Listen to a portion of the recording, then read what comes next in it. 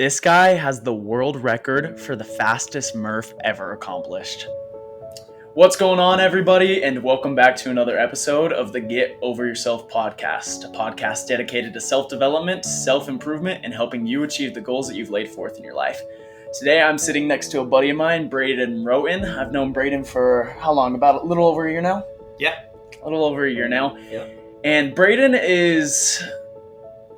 I'm trying to look for words to describe him. He's an animal. He's a beast. He not only has financial goals and family goals and physical goals, but he's just a great guy overall. And so in today's episode specifically, I want to talk about Brayden's amazing accomplishment of completing 365 days of the Murph challenges.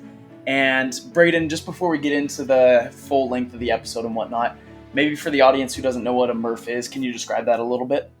Yeah. So a Murph is a mile run, 100 pull-ups, 200 push-ups, 300 squats, and a mile run to finish. And a true Murph, a Murph RX, is done with a 20-pound weighted vest. Okay.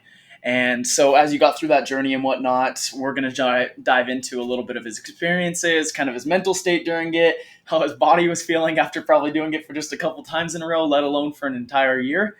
And yeah, just some of his perspective on that. So guys, with that all being said, let's jump into today's episode.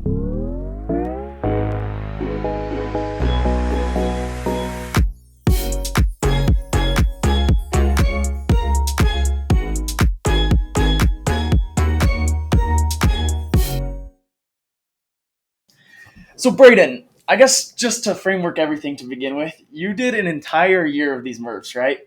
I've done one Murph before in my entire life. This was pre-surgery, right? So one time, and I was like dead after it. I don't know how you could do it for an entire year consistently. So what was kind of your mindset before you even got started on the journey to say like, hey, I'm going to do this for a year and nothing's stopping me? So I've always been partial to the Murph workout. I've just enjoyed bodyweight stuff. I wrestled in high school. So I always liked workouts like that anyway. But when I was managing a team in 2020, I made a challenge for my sales team that every Saturday at 6 a.m. we would wake up and do a Murph. Just, nobody's really wanting to wake up at 6 a.m. on a Saturday anyway, let alone do a tough workout. So that's when my mind first started to wrap around like this just could be a good mental challenge, right? And so approaching the year 2022, I just had an idea. I think some of the guys were doing just like these ice plunge challenges, or they were like all like jogging 2 miles a day as a team, or like all this stuff. So I'm like, cool, let's do a region one. Let's go do a Murph. I think it was January 3rd. And let's go all hit it in the morning, just out of Vasa or whatever. So we went into the gym, all hit a Murph. My goal was to get under 50 minutes without a weighted vest or anything. And I hit it, and we all did it. It was super cool. And then I just started looking up some stuff on YouTube about Murph. It's a workout named after Michael Murphy, who was a Navy SEAL who died in combat. So I was just searching that stuff, and I came across an ex-Navy SEAL with a program called SEALFIT, who was a video of him doing his last Murph for 365 days. And I was super inspired by it. I was like, dang, that's really unique. I had just done an Ironman the year before with the Iron Cowboy.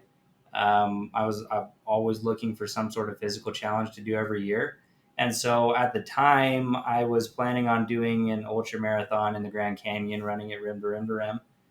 But based on the role the needs of the organization that I was working for, the Hawks at the time, my workload was increasing pretty dramatically, and I was finding I would need to travel. So ultra running might not be in the picture, So I just figured, shoot, like, what if I just do a Murph tomorrow?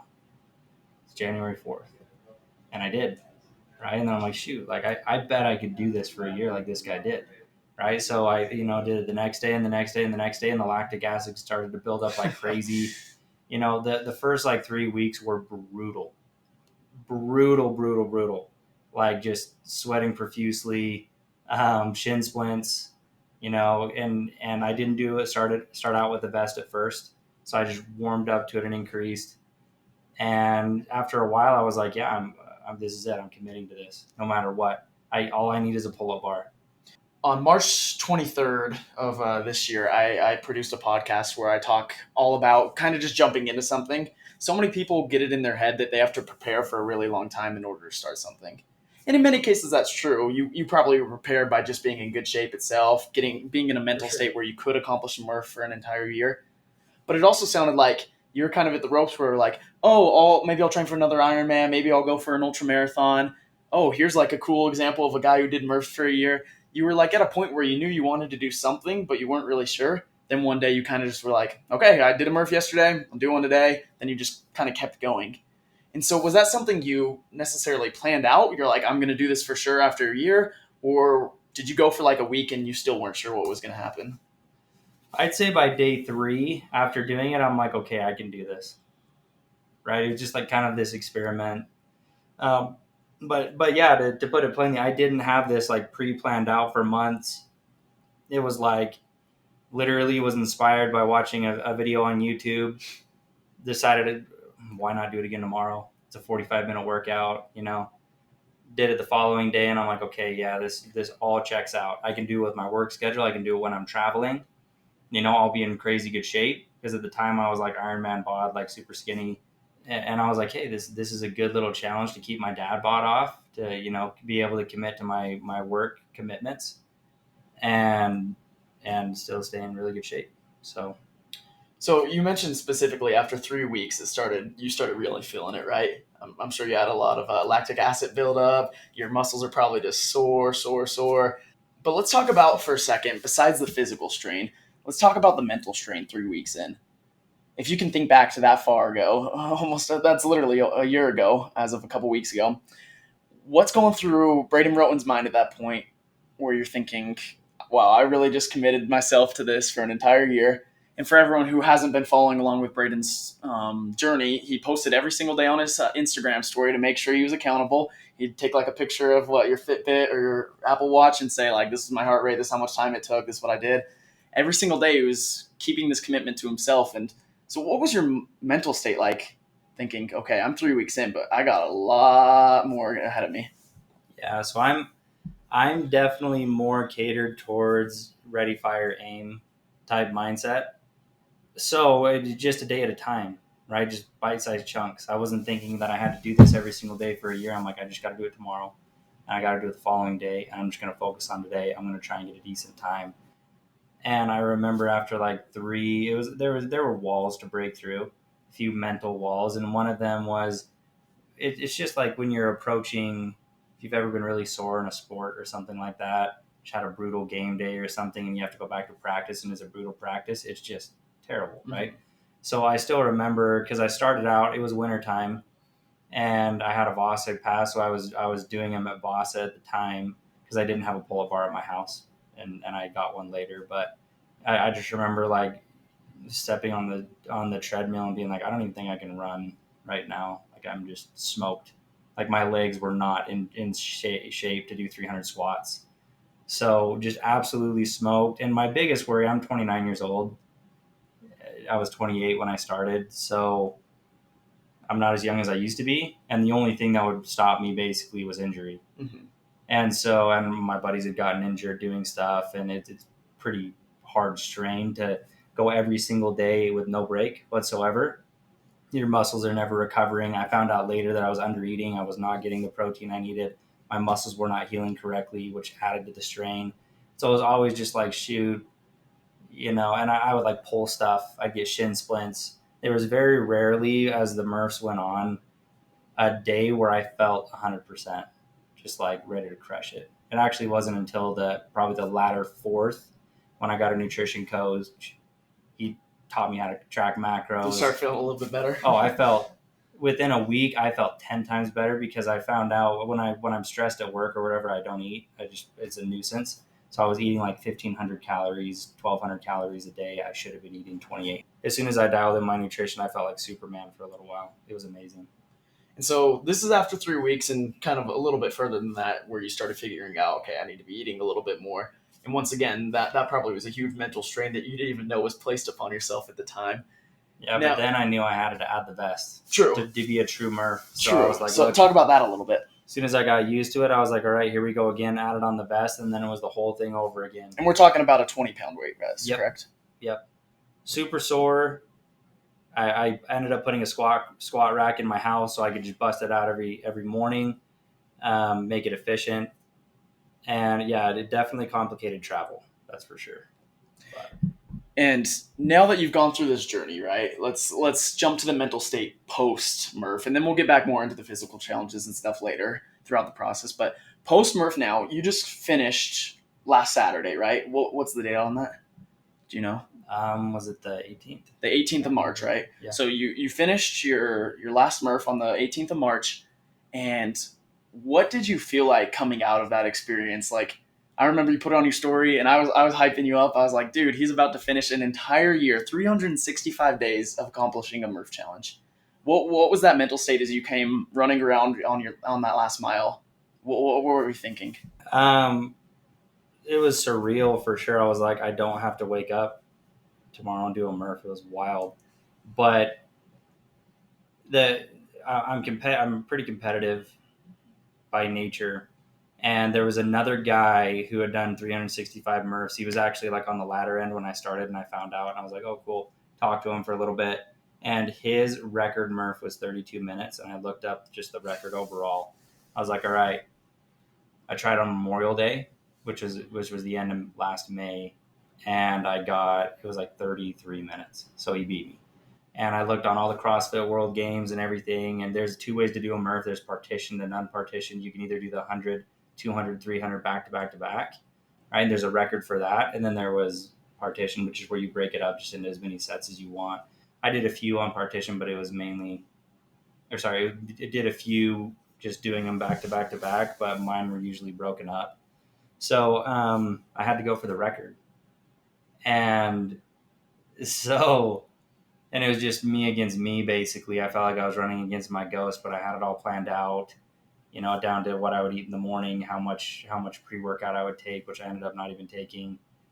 And so that last mile, I was absolutely smoked, like trying not to pass out. I don't really puke when I'm dying, but ended up getting 30 minutes 55 seconds, which to my knowledge I'm down to be challenged as like the Murph record up until this point. But yeah, that last mile I just laid down. I couldn't even take a big breath. I actually knocked one of my ribs out of place mid Murph because I was going so fast. So tried to get that back into place, and just insanely relieving for sure.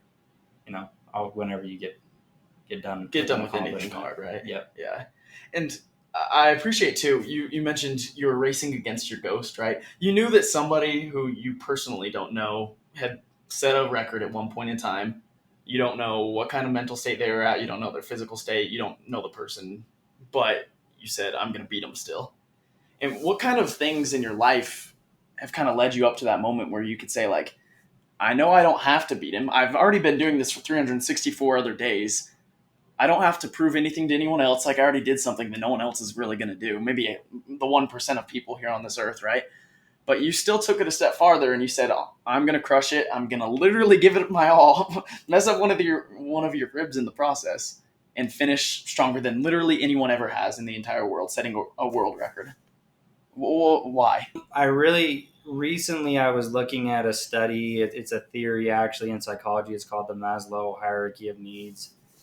And at the very top of the pyramid, he said, once you get to it's a pyramid of needs, right? At first, there's like the bare necessity, shelter, food, water, and at the very top is self-actualization, or what chasing excellence, leveling up, however you want to word it. But I think you looking past the money and the fame, and etc. Ultimately, what I wanted to see is if I was to go as hard as I possibly could, what could I really do? And I think a lot of the people who are chasing excellence in whatever form it is or in whatever area of life it is, that's the question. It's not the what if I fail, it's what if I could actually do it? And that's what drove me. And what kind of mindset shift is that to think, okay, what if I fail versus your mindset of what am I possibly achieving? What am I unlocking in myself? Because most of the people, I feel like so many people think on the negative side on anything. And I guess that's our human nature, right? But you don't want to focus on the negative. You don't want to think, okay, what if I fail? You wanted to think, what is out there for me still? How did you get to that kind of mindset? No, it's a good question. The what if in a negative connotation is generally what brings anxiety to people in the first place. Like when you're thinking what makes me anxious, it's because generally you probably asked, well, what if it doesn't work out? Well, what if? And and that usually perpetuates into a downward spiral. And so first of all, it's having the level of awareness to understand that sometimes it's okay to say, well, worst case scenario, what's the worst that could happen? And once you actually get to that place and you say, okay, the worst that could happen is I get injured, I don't make it, I fail, and then what? Nothing. You learn from it, Learn and and keep going. yeah, and I failed enough in my life or my perceived failures and learned more from the failures to where I'm like, dude, what do I have to lose besides going through 30 minutes of hell? Right. And I remember, dude, butterflies. I was just like, dude, I'm about to like put myself through hell for the next 30 minutes and not even be able to breathe and, hardly could even get a drink in. I was trying to go so fast. And, yeah, but it was just the what if you can and you choose not to anyway because you're afraid and you just leave it on the table. That's always, if you were to stop doing everything you shouldn't and start doing everything you should. That's how Jordan Peterson words it. What could you really accomplish? And when people start to chase the abundance that comes with that mindset, it's like that's when you start getting into, you can actually do anything according to what gifts you've been given. And I want to dive back into the physical now, right? You've talked a lot about your mindset, why you were able to accomplish something, why you wanted to accomplish something, and you set your mindset out forth to do it, and you accomplished it, right? But going back to the physical for a minute, there's a point where our bodies just start breaking down on us. I don't know how you were sleeping at the time, but you already mentioned that you were sore, right? Your body wanted to shut down through being sore. You felt like crap when you weren't eating the appropriate amount of proteins and just a well balanced diet until you met with that nutritionist. From a physical standpoint, why did you want to keep going? Was it some sort of goal that you had to like? I know you mentioned not wanting to have a dad bod, right? But Naked confidence. explain that a little bit. It wasn't my driving factor. My driving factor was to do something consistent that's hard, that would inspire a lot of my sales guys that I was working with, and obviously have a side effect being in really good shape. Right. I have a lot of hobbies that I love, wakeboarding and snowmobiling and dirt biking and stuff that requires you to be in decent shape, but it's kind of awkward shape. And so I want to always be able to grab a wakeboard rope and go for Just a go hard for it. sesh without having my forearm be tired. So functional strength has always been a big deal to me for sure. But yeah, the physical side was probably the most biggest learning experience. I'll be honest, like doing an Ironman the year before, running marathons and stuff had trained me, so I felt like mentally I never ever once thought of quitting.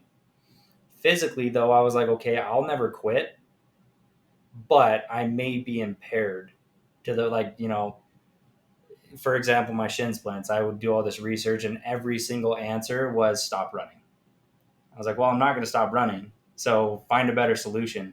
And there's a big, big difference between physical pain and injury. And those that really decide to do big, hard things that push the limits, they flirt with that line a lot. You need to be smart, right? And so I wasn't just going to keep running the same way I was on my getting worse and worse shin splints. I had to figure out what I was doing wrong. So I started looking up running form, found out that I was leaning forward too much and pounding into the ground on my shins, right? I started looking at a ton of different people, how they ran, just, YouTube University, just going ham on it. And I totally fixed my shin splints while I was running, which everyone said was impossible. Or I would like pull my shoulder, right? Or I would get tight knees and I had to learn, okay, how do I couldn't even go down in a squat, right? So I would like do these like weird, awkward, like push my butt back really low so I wasn't having to bend my left knee very much, like almost like a pistol squat type thing. And I started to learn, okay, my IT band, I'm just doing research and talking to nutritionists, my IT band connects up here, so I need to roll that out. I need to temper it, stretch it like crazy. Stretching was huge. I learned tempering from the guy who handled my nutrition, Dave. He's an absolute stud. I would recommend him to anyone. But he started my forearms were another thing. for some, and I'd never experienced that, but I started to develop tennis elbow, which is where all your tendons start to, get really tight. And so he would get a 50-pound just cylinder tempering, tool and just roll it slowly. It was like gravel. My muscles were torn to shreds, right?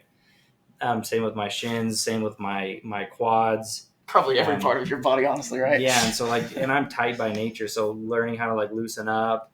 I can't. My wife would probably tell you every weekend, Fridays and Saturdays, we were watching a movie. I would be rolling myself out. So changing my shoes, changing weighted vests. When mine started to get holes in it, I learned okay, the way the weight is sitting is also affecting my shins and affecting all that. My triceps got insanely tight. I could go on. Like I said, there was very few Murphs where something didn't feel like it was going to blow up. My Achilles, especially my last 50 Murphs, I decided to switch over to a 40-pound weighted vest. So I was like, I've been doing this for a while. It's time to up it. I've never heard of anyone doing a Murph with a 40-pound weighted vest. Let's try it. I got it for Christmas. Merry Christmas to you, right? Let's give you something that's going to put you through more hell. Merry Christmas. Yeah, and it's just, could I do it? Could I do it with a 40-pounder? And so I did more research and found out the hardest thing with that is running. It's really bad for my knees. So my knees actually didn't start to hurt that bad, but it was my Achilles and my shin splints came back just from having to support an extra 40 pounds. So looking back, I probably would have just kept the 20 for the runs and then the 40 with the pull-ups, push-ups, squats. But again, another learning experience. So sometimes I'd have to stop because it felt like my Achilles were about to blow up, right? But again, it just goes back to day by day, getting better, right? Small and simple things. I'm tweaking little things here and there. And that's ultimately what got me through. Let's talk about that for a second as well. This day-by-day challenge, right? You mentioned this once already, but when you started the Murphs, you got through day 3, and then you said, I'm going to get through day 4 and 5. Got to day 40, and you said, I'm going to get through day 41 and 42. You literally took it day by day. And why do you think that's important, that you weren't constantly focused? I'm sure at some points you had the end is kind of in sight, right? I can accomplish this yearly task, right? But what kept you going thinking, if I can just get through today, I will be able to get through anything? So Stephen Covey in his book 7 Habits calls it beginning with the end in mind, and I do think that's a correct principle, but I think sometimes people take it too far. And we have entrepreneurs and we have guys who are just goal setters and not action takers.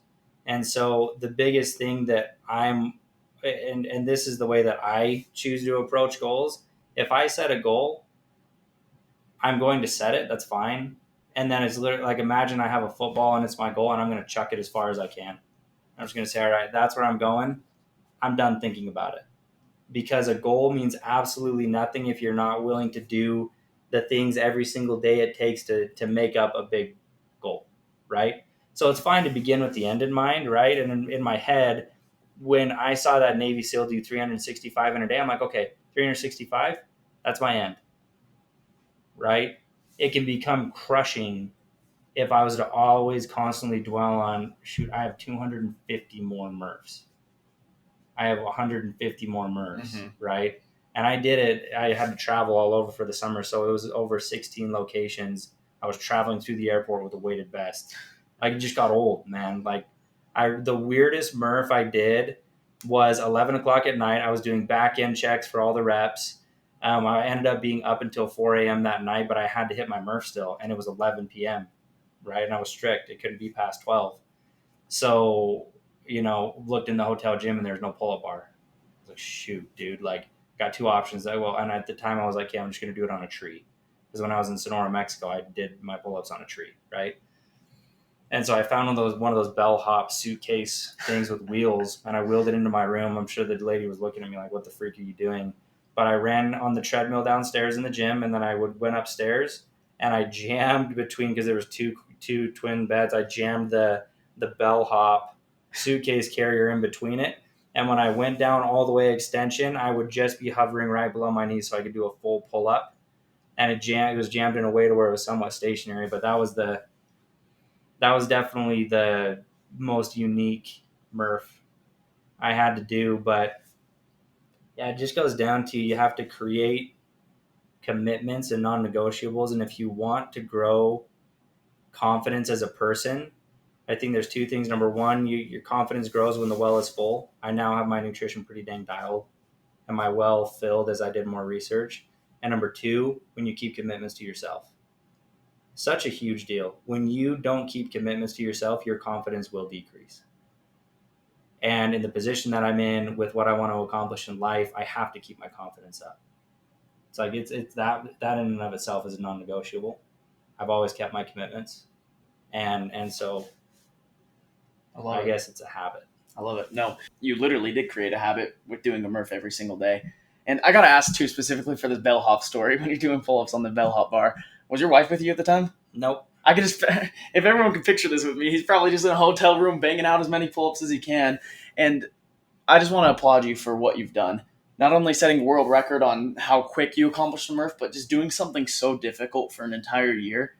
Literally, the sky's the limit. I know that's like the most cliche phrase ever, but to you, same as your football. You throw the football, and that's how far you're going. It's you set your mind to something, and you go out and do it. So to kind of close out today's episode, Brayden, for anyone who's listening right now, a Murph for an entire year might seem like the most impossible thing that they could ever accomplish. Maybe they're in terrible physical health, or maybe it's another challenge that they want to accomplish mentally, spiritually, mend some kind of broken relationship, whatever it may be in their lives. What kind of piece of advice could you leave with them saying that no matter how hard the journey gets, they'll be able to accomplish it? There's a misconception, I think, that a lot of people have that they don't want challenges. And the way that I look at it is either you choose your challenges or they choose you.